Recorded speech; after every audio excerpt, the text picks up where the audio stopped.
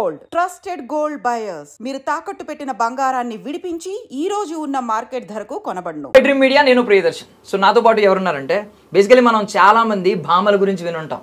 అంటే ముద్దు గుమ్మలు, భామలు అని చెప్పి అందమైన హీరోయిన్స్ గురించి మాట్లాడుకుంటూ ఉంటాం కదా. బట్ ఇప్పుడు మనం బామ్మ గురించి మాట్లాడుకోబోతున్నాం అనమాట. మామూలు బామ్మ కాదు, మోడర్న్ బామ్మ. నాకు ఓ బేబీలో సమంత గుర్తొస్తున్నారు ఈవిడిని చూస్తుంటే. అంటే ఈవిడ పేరు ఏంటంటే డాక్టర్ ఎన్ విజయలక్ష్మి అనమాట, ఎంఏ LLB.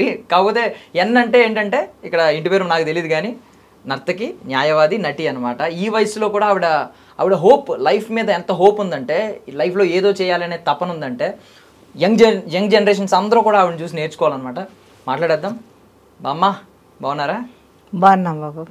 నమస్తే. నమస్తే. నమస్తే ఫర్ ఐ డ్రీమ్ ఆల్సో. నమస్తే for anchor Darshan Babu. Thank you. కాకపోతే అంటే ఇప్పుడు జనరల్లీ హీరోయిన్స్కి క్రషెస్ అంటారు, తెలుసు కదా. మా క్రష్. హీరోయిన్స్కి ఫ్యాన్స్ ఉంటారు, ఐ లవ్ యూ అంటూ ఉంటారు. నేను కూడా మీరు నాకు క్రష్ అవ్వారు అనమాట యాక్టింగ్ చేసిన తర్వాత. నేను కూడా ఐ లవ్ యూ చెప్పొచ్చా? ఐ లవ్ యూ బామ్మ అని చెప్పొచ్చా? చెప్పచ్చు. బామ్మకు ఐ లవ్ యూ చెప్పడం, ఐ లవ్ యూ టీనేజ్ వాళ్ళకే కాదు, పుట్టిన పిల్లల నుంచి లాస్ట్ పెద్ద ఏజ్ వాళ్ళకు కూడా ఐ లవ్ యూ చెప్పొచ్చు. ఐ లవ్ యూ అంటే నేను ప్రేమిస్తున్నాను, ఆ ప్రేమ ఎవరికైనా పంచొచ్చు. I love you. Thank you. So first of all అసలు ఆ యాక్టింగ్ అసలు అద్భుతం. ఐ మీన్ ప్రతి ఒక్కరూ ఆ ఇంట్లో సినిమా చూసినంతసేపు మీ ఫోటో కనిపిస్తూనే ఉండేది ప్రతి ఫ్రేమ్లోని. ఒకసారి ఆ యాక్టింగ్ చేయండి. అసలు ఆ షివరింగ్ అది ఎలా చేశారు అసలు? నేను అంటే రియల్ లైఫ్లో అనుకున్నాను, పాపం బాగా టూ ఓల్డ్గా ఉన్నారు, ఇలా వణుకుతూ కనిపిస్తారు కదా సీరియల్ చూడడానికి. అది బాగా టూ ఓల్డ్ అనుకున్నాను ఆ ఫోటో చూసి. మిమ్మల్ని రియల్ లైఫ్లో చూసిన తర్వాత ఏంటి ఇవిడ బేబీ, సమంత గారు బేబీ సినిమాలో ఉన్నట్టున్నారు, ఎంత మోడర్న్గా అనుకున్నాను. మీరేనా నాతో చాట్ చేసేది వాట్సాప్లో? అనుకుంటాను, ఎంతమందితోనో చేస్తుంటాను, దాంట్లో మీరు కూడా ఒకరు కూడా అనుకుంటారు. అదే అంత ఫటాఫట్ అంటే నేను రిప్లై ఇచ్చేలో మీ నుంచి రిప్లైలు వచ్చేది. ఇంత ఫాస్ట్గా ఉన్నారేంటి అసలు? అదంతా మీలాంటి వాళ్ళ దయా, ప్రేమ, అభిమానము. బామ్మను కూడా భామ వయసులో చూస్తున్న మీ అందరి యొక్క అఫెక్షన్ అంతే. బామ్మగా మర్చిపోయాను ఇప్పుడు నేను. భామనే ఇప్పుడు కూడా. ఎందుకు భామను అంటే, నా వయసు 70+ కావచ్చు కానీ నా వ్యూస్, నా ఇది అంతా 17, స్వీట్ 17 లాగా ఉంటాయి కనుక అందుకే ఇప్పుడు నాకు ఐ లవ్ యూ చెప్పటం కూడా. ఓకే, గట్టిగానే తీసుకుంటున్నారు అయితే fans. Okay, so first of all అసలు ఇప్పుడు అంటే నటి అవ్వడం, దీన్ని ఐ మీన్ ఒక కొత్త జర్నీ మొదలైంది మీకు. కొంతమంది లేట్గా స్టార్ట్ చేస్తారు కానీ కొన్ని జర్నీస్ వాళ్ళు చాలా గొప్ప స్థాయికి వెళ్తూ ఉంటారు. మీకు తెలుసు కదా, మార్క్ జకర్బర్గ్ అని ఫేస్బుక్ అది క్రియేట్ చేసినాడు, టీనేజర్. కొంతమంది స్టీవ్ జాబ్స్ లాంటి వాళ్ళు, స్టీవ్ జాబ్స్ కూడా యంగ్ ఏజ్లో వచ్చాడు. కొంతమంది ఓల్డ్ ఏజ్లో కూడా CEO అయిన వాళ్ళు ఉన్నారు చాలా మంది. అంటే ఎప్పుడు మొదలు పెట్టామనేది కాదు, ఎంత స్థాయికి వెళ్ళదు అనేది ముఖ్యం. సో మీరు 4 ఏళ్ళ క్రితం వచ్చారు ఈ సినిమా ఇండస్ట్రీలోకి. అప్పుడే 80 సినిమాల దాకా చేస్తారు. అవును బాబు. ఎలా ఇది అసలు? ఏంటి ఇంత నెంబరా? అదేంటో నాకే తెలియటం లేదు. నేనే అనుకుంటాను, నేనేనా అనేసి నాకే ఒక్కొక్కసారి ఆశ్చర్యం కలుగుతుంది. అందులో మామూలు సినిమాలు కాదు, పెద్ద డైరెక్టర్స్ యొక్క డైరెక్షన్లోన, పెద్ద హీరోలతోన 2 సినిమాలు 3 సినిమాలు, ఒక్క సినిమా ఇలా చేసింది. ఈ ప్రయాణం ఇట్లాగే కొనసాగుతుంది బాబు, పెద్ద వాళ్ళతోన. అది నా అదృష్టంగా భావిస్తున్నాను. అది నాకు కళామ తల్లి ఇచ్చిన దీవెన. నాకే తెలియటం లేదు అది అస్సలు. ఎన్ని సినిమాలు నేనే చేశానా, నేనేనా అని అనిపిస్తుంది. అన్ని సినిమాల్లోనూ కూడా గుర్తింపు ఉన్నటువంటి పాత్రలే ఇచ్చారు.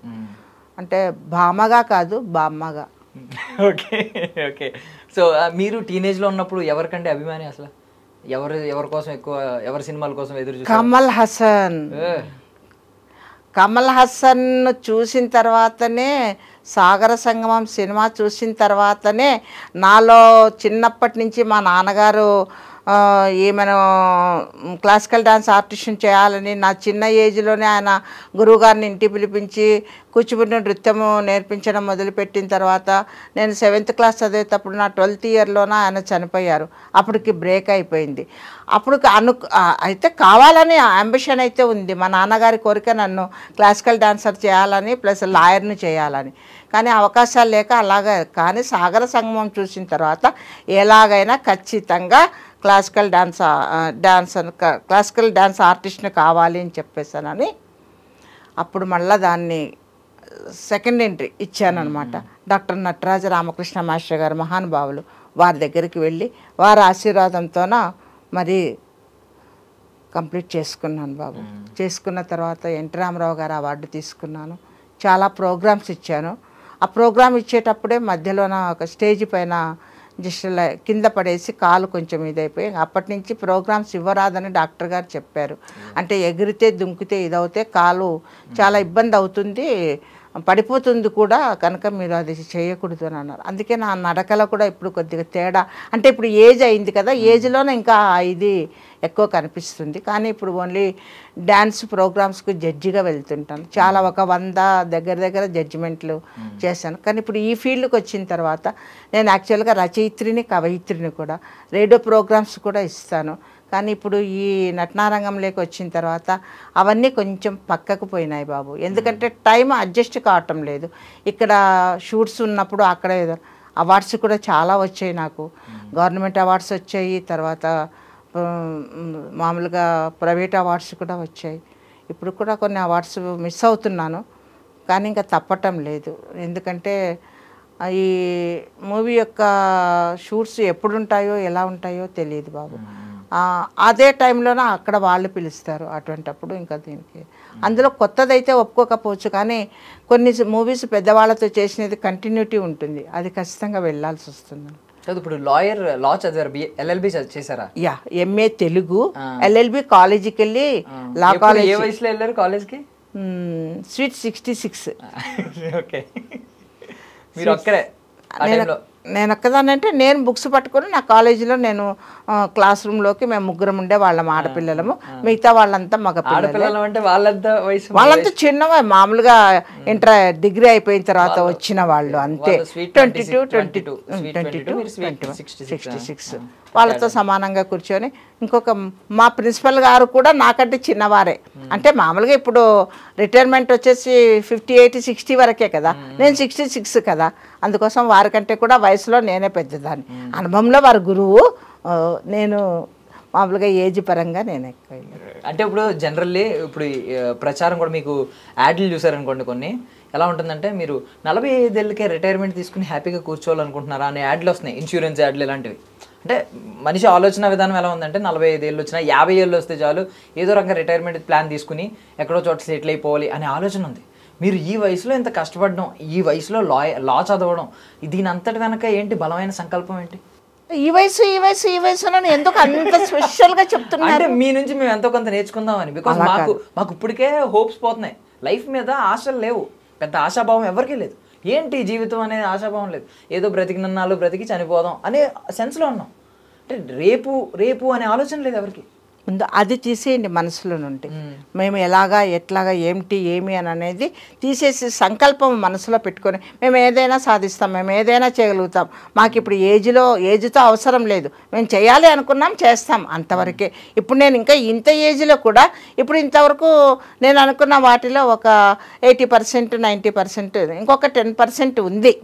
ఆ 10% కూడా ఫుల్ఫిల్ చేసుకుంటాను. ఆ 10% కూడా ఏం కాదు, నా జీవిత చరిత్ర. ఇప్పుడు ఒకవేళ నేను 80 ఏళ్ళు బ్రతికితే 8 బుక్స్ లాగా 10 ఇయర్స్ కొట్టి 10 ఇయర్స్ కొట్టి 10 ఇయర్స్ కొట్టి ఆ 10 ఇయర్స్లో నాతో కలిసిన వాళ్ళు, నా అనుభవాలు, నా ఇది ప్రతిదీ నాకు గుర్తుంది.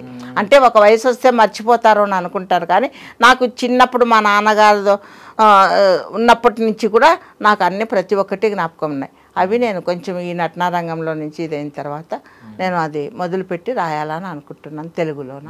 ఎక్కడ పుట్టారు బామ్మ మీరు? రాయలసీమ రత్నాన్ని. అందుకే కోపం వస్తుంది, వయస్సు అంటే ఇంత కోపం వచ్చింది, అందుకే కారం ఎక్కువ తింటారు బాగా.